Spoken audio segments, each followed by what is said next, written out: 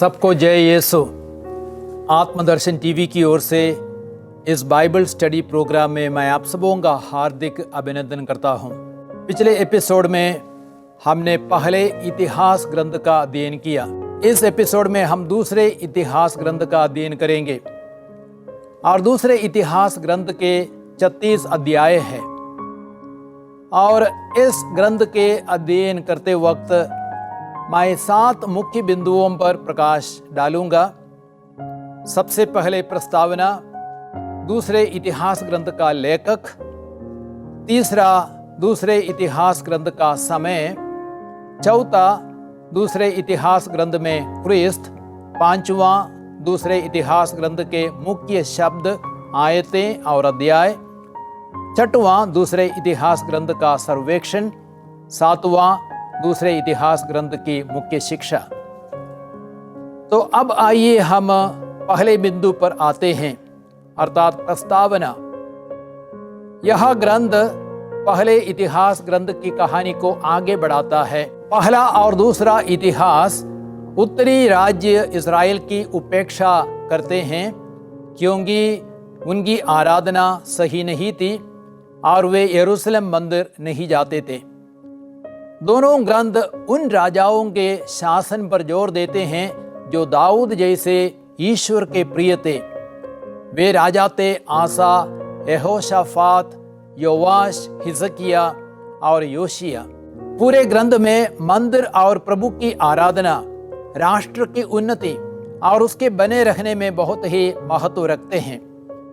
ग्रंथ सुलेमान के भव्य मंदिर से प्रारंभ करता है और 400 वर्षों के बाद मंदिर के पुनर्निर्माण के लिए राजा सीरूस की राजाज्ञा के साथ अंत होता है।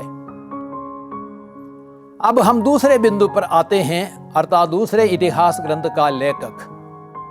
ग्रंथ में लेखक का कोई उल्लेख नहीं है, लेकिन यहूदी तालमुद परंपरा के अनुसार पुरोहित एजरा को इस ग्रंथ का लेखक माना गया है। ग्रंथ का विषय वस्तु अर्थात मंदिर, पुरोहिताई, ईश्वर द्वारा दाऊद की वंशावली की सुरक्षा, ये सब एक पुरोहित द्वारा रचना की ओर इंगित करता है। एजरा ने 457 ईसा पूर्व में निर्वासन से यरूशलेम लौटने वाले कुछ यहूदियों की अगुवाई की और उसने उनका आत्मिक मार्गदर्शन भी किया। माना जाता है कि उसने संभवतः 450 और 430 ईसा पूर्व के बीच में इतिहास ग्रंथ को पूरा किया। अब हम तीसरे महत्वपूर्ण बिंदु पर आते हैं, अर्थात दूसरे इतिहास ग्रंथ का समय। माना जाता है 971 ईसा पूर्व से लेकर 538 ईसा पूर्व तक दूसरे इतिहास ग्रंथ का समय है। दूसरा इतिहास ग्रंथ राजा सुलेमान के शासन काल से लेकर बाबुल निर्वासन के अंत तक के समय तक, अर्थात 433 वर्षों की अवधि को सम्मिलित करता है। अब हम चौथे बिंदु पर आते हैं, दूसरे इतिहास ग्रंथ में क्रिस्त, अर्थात यह ग्रंथ क्रिस्त के विषय में हमें क्या संकेत देता है। दाऊद के सिंहासन का विनाश हुआ, लेकिन उसका वंश बना रहता है। हत्याएं, विश्वासघात, युद्ध और बाबुल की गुलामी, ये सब मसीह के वंश को जोखिम में डालते हैं। फिर भी ईश्वर की विशेष कृपा से आदम से जरुब्बाबेल तक मसीह का वंश सुरक्षित और अटूट रहता है। वंशावली की पूर्ति मसीह में होती है, जिसे हम मत्ती के सुसमाचार अध्याय 1 और लूकस के सुसमाचार अध्याय 3 में पाते हैं। मंदिर भी क्रिस्त का प्रतीक है। यीशु कहते हैं, यह वह है जो मंदिर से भी महान है। मत्ती के सुसमाचार अध्याय 12 वाक्य संख्या 6। वह अपने शरीर को मंदिर कहते हैं, इसलिए यीशु ने कहा, इस मंदिर को ढा दो और मैं इसे तीसरे दिन के अंदर फिर खड़ा कर दूंगा। यूहन्ना का सुसमाचार अध्याय 2 वाक्य संख्या 19। प्रकाशना ग्रंथ में मेमना ही नवीन यरूशलेम का मंदिर है। प्रकाशना ग्रंथ अध्याय 21 वाक्य संख्या 22। अब हम 5वें बिंदु पर आते हैं, अर्थात दूसरे इतिहास ग्रंथ के मुख्य शब्द आयतें और अध्याय। और मैं आपको बताना चाहूँगा, इस ग्रंथ का मुख्य शब्द है यूदा का याजकीय दृष्टिकोण, प्रीस्टली व्यू ऑफ जूडा। दूसरा इतिहास ग्रंथ अविभाजित इज़राइल राष्ट्र के अंत का और यूदा का इतिहास प्रस्तुत करता है। दूसरा इतिहास ग्रंथ ऐतिहासिक बातों से बढ़कर दाऊद के वंश की आत्मिक विशेषताओं को प्रकाशित करता है। इसलिए ग्रंथ दक्षिणी राज्य यूदा पर केंद्रित है। अधिकांश राजा इस बात को समझने में असमर्थ थे कि यूदा की साक्षात बुलाहट लोगों को यहोवा के निकट लाना था और उसकी महानता इसी पर निर्भर थी। इतिहास ग्रंथ उन राजाओं को ध्यान देता है जो ईश्वर की सच्ची सेवा करते हैं और लोगों का आत्मिक सुधार करते हैं। धर्म परित्याग ईश्वर का दंड लाता है। यरूशलेम मंदिर दोनों इतिहास ग्रंथ का एक मुख्य विषय है। पहले इतिहास ग्रंथ के अध्याय 11 से 29 तक राजा दाऊद मंदिर बनाने के विचार और उसमें सेवा की तैयारी में व्यस्त है।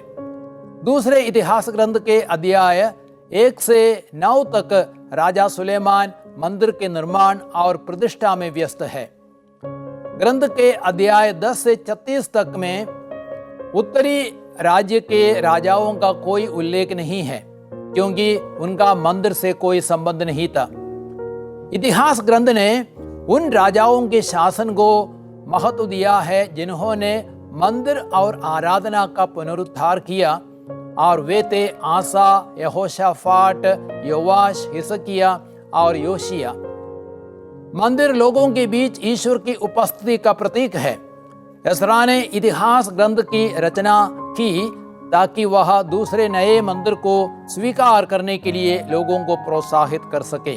अब हम देखते हैं ग्रंथ का मुख्य पद यानी मुख्य आयतें। तो मुख्य आयतें हैं अध्याय 7 वाक्य संख्या 14 और अध्याय 16 वाक्य संख्या 9।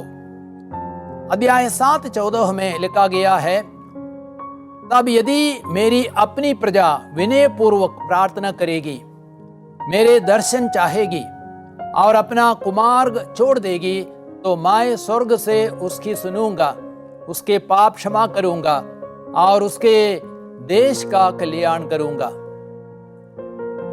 और इस कथन को हम समझने का प्रयास करें। प्रभु ने राजा सुलेमान को रात में दिव्य दर्शन में संदेश दिया कि जब समस्याएं आएंगी, जैसे वर्षा नहीं होगी, टिड्डियों का प्रकोप होगा, महामारी आ सकती है, तब लोगों को विनय पूर्वक प्रार्थना करनी है। तब प्रभु उनकी प्रार्थना को अवश्य सुनेंगे। और अध्याय 16-9 यह भी एक मुख्य पद है और यहाँ पे कहा गया है, प्रभु समस्त पृथ्वी पर दृष्टि दौड़ाता है जिसे वह उन लोगों की सहायता करे जो सारे हृदय से उस पर भरोसा रखते हैं। आपने इस विषय में मूर्खतापूर्ण काम किया, अब से आपके विरुद्ध युद्ध होता रहेगा। और इस वचन का संदर्भ है अध्याय 16 वाक्य संख्या 7 और वहां पे लिखा गया है, उस समय दृष्टा हनानी ने यूदा के राजा आसा के पास आकर कहा, आपने अराम के राजा पर भरोसा रखा और प्रभु अपने ईश्वर पर नहीं, इसलिए अराम के राजा की सेना आपके हाथ से निकल गई। अर्थात आसा ने प्रभु पर भरोसा न रखकर बहुत बड़ी गलती की। अब हम देखते हैं इस ग्रंथ का मुख्य अध्याय कौन सा है, और मुख्य अध्याय है दूसरा इतिहास अध्याय 34। और अध्याय 34 में राजा योशिया द्वारा धर्म सुधार की चर्चा की गई है। राजा योशिया के समय मंदिर में संहिता का ग्रंथ याजक हिल्किय्याह को मिला। राजा के आदेश पर यूदा के सब नेता, याजक, लेवी और अन्य लोग मंदिर में एकत्रित हुए। राजा ने सबको ग्रंथ के वचनों को पूरा पढ़ सुनाया। तब राजा और सब लोगों ने विधान का आज्ञा पालन करना स्वीकार किया। अब हम 6वें बिंदु पर आते हैं, अर्थात दूसरे इतिहास का सर्वेक्षण, a survey of the second chronicles. यह ग्रंथ बार बार सिखाता है कि जब भी ईश्वर की प्रजा ने ईश्वर को छोड़ दिया, ईश्वर अपनी आशीषों को वापस लेता है, लेकिन ईश्वर पर विश्वास और आज्ञा पालन विजय लाते हैं। चूंकि इतिहास ग्रंथ में सब कुछ मंदिर से संबंधित है, यह आश्चर्य की बात नहीं है कि ग्रंथ राजा सीरूस द्वारा मंदिर का पुनर्निर्माण करने की राजाज्ञा से अंत होता है। ग्रंथ 2 भागों में विभाजित किया जा सकता है और पहला भाग है सुलेमान का शासन, अध्याय 1 से 9 तक, और इन अध्यायों में सुलेमान की महिमा को देखा जा सकता है। सुलेमान का शासन इज़राइल के लिए शांति, समृद्धि और मंदिर में आराधना का सुनहरा काल था। सुलेमान के समय इज़राइल एक राष्ट्र था और उसका विस्तार भी उसकी चरम सीमा तक पहुंचा था।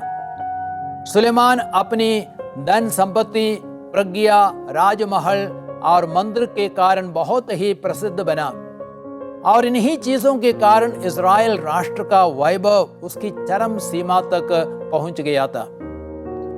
इन 9 अध्यायों में 6 अध्याय मंदिर के निर्माण और प्रतिष्ठा से संबंधित है। अब हम इस ग्रंथ के दूसरे भाग में आते हैं, अर्थात यूदा के राजाओं द्वारा शासन। अध्याय 10 से 36 तक इसके बारे में हम पढ़ सकते हैं। दुर्भाग्यवश इज़राइल की महिमा अल्पकालीन थी। सुलेमान और उसके पुत्र के पाप के कारण सुलेमान की मृत्यु के बाद राज्य का विभाजन होता है और दोनों राज्य यूदा और इस्राएल अपने पतन की ओर अग्रसर होते हैं। राष्ट्र प्रायः मंदिर और यहोवा की आराधना को त्याग देता है। चारों ओर युद्ध और अशांति छिड़ जाते हैं। यूदा के कुछ राजाओं की ओर से आत्मिक सुधार के कदम उठाए गए थे, लेकिन उसका प्रभाव एक पीढ़ी तक ही सीमित रहा। अध्याय 10 से 36 तक करीब 70% भाग यूदा के 8 अच्छे राजाओं से संबंधित है और मात्र 30% भाग 12 बुरे राजाओं से संबंधित है। जब राजा यहोवा की सेवा करता है, राज्य राजनैतिक और आर्थिक दृष्टि से समृद्ध है। यूदा के अच्छा राजा थे आसा, यहोशाफाट, योवाश, अमस्या, उज्जिया, योताम, हिजकिया और योशिया, जिन्होंने वही किया जो प्रभु की दृष्टि में उचित था। अब हम 7वें मुख्य बिंदु पर आते हैं, अर्थात दूसरे इतिहास ग्रंथ की मुख्य शिक्षा।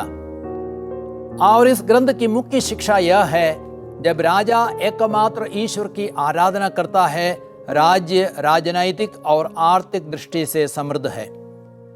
जब राजा सुलेमान प्रभु के प्रति वफादार था, इज़राइल की महिमा उसकी चरम सीमा तक पहुंची थी, लेकिन इज़राइल की महिमा अल्पकालीन थी। राजा सुलेमान ने विदेशी स्त्रियों से विवाह किया, जिन्होंने सुलेमान को पराये देवी देवताओं की पूजा करने के लिए बाध्य किया। मूर्ति पूजा विभाजन और विनाश लाती है। और एक दूसरी महत्वपूर्ण शिक्षा है, मूर्ति पूजा विभाजन और विनाश लाती है। सुलेमान के पुत्र रहबाम के समय इस्राएल देश का विभाजन हुआ। आहिस्ते आहिस्ते दोनों राज्यों में पाप बढ़ते गए और दोनों देशों का विनाश हुआ। और आज कलीसिया के विभाजन और विनाश के पीछे विशेषकर कलीसिया के अगुओं के पाप हो सकते हैं।